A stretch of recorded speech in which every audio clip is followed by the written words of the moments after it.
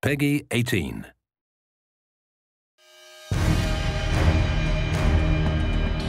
The thing that I'm most excited about in Homefront is this unique core fantasy. The idea that, we're exploring the civilian side and the human side. The main gameplay goal behind the single-player portion of our game was to put the player in the shoes of a resistance soldier fighting for his country.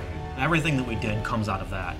How your weapons work, how you relate to the world, the kind of missions that you go on, it all comes from that. In a lot of shooters, you have the best equipment and great number of allies and an army behind you. In this case, you're civilians turned freedom fighters, and you have to fight against this greater force that has better equipment than you do. And it's really a sort of get in, get out situation. It's an interesting place for us to be on this one because everybody's expectations is military shooter, military shooter. We want guys who are professional, but guys who are really professional in war, like robots. And for us, they're not professional military people. They're resistance fighters. They're all civilians. When it comes down to realizing this world, this fallen America, this occupied America in the game, we really wanted to establish some key moments or key shots where you come out of an opening and you see this big, huge, expansive environment revealed before you. You see this enormous vista of this plane that crashed when the EMP went off. It's kind of like this moment where you're like, this is really something different. It's really spectacular. We really want people to feel like this looks like a place that I grew up in, and then twist it, and now it looks abandoned, now it looks collapsed. The second thing, which I think has been a huge win for us overall, is going after real-world brands. We really want to get these brands in here because they're part of the fabric of American life. So one of the places that the Koreans use as a supply depot is a classic big box store. And they sort of move in and they use the big space to store all their military stuff. And that's one of our big set pieces where the military goes on a raid mission to steal a bunch of fuel.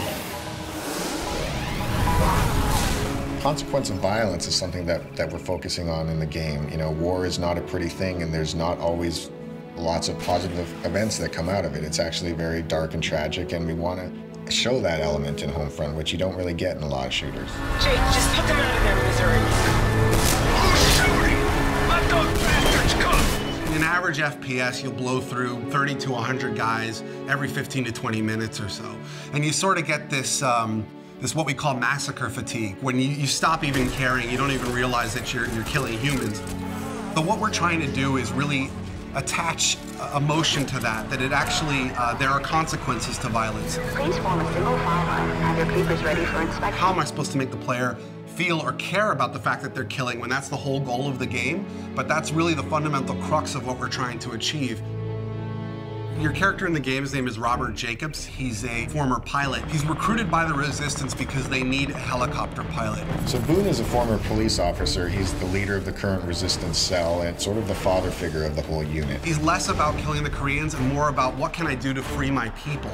Connor is really the key combat figure of the group. He's a little on the wild side. He's not conventional, but he's really a valuable man to have in a fight. And Rihanna is born and raised in upstate New York. She was kind of the hunter in the wilderness, and she just felt the call to join the Resistance and do whatever she could about it. The final character is Hopper, and what makes him really interesting is he's a Korean American, and he has scars on his face from race riots that happened in the early parts of the war. The supporting cast is kind of interesting because you run across all these civilians who have totally different approaches. Some will work with you, some will support you, others might betray you or sell you out, and we create all these kind of neat moments around all these supporting characters. You're a guy who is caught up in this crazy scenario, fighting alongside other people who have no real training. So, you make mistakes. People get shot, people get hurt, people die alongside you. Fighting as a civilian with civilian and in an occupied America, that's really the core of what Homefront's all about, and that's really what we're set to deliver on.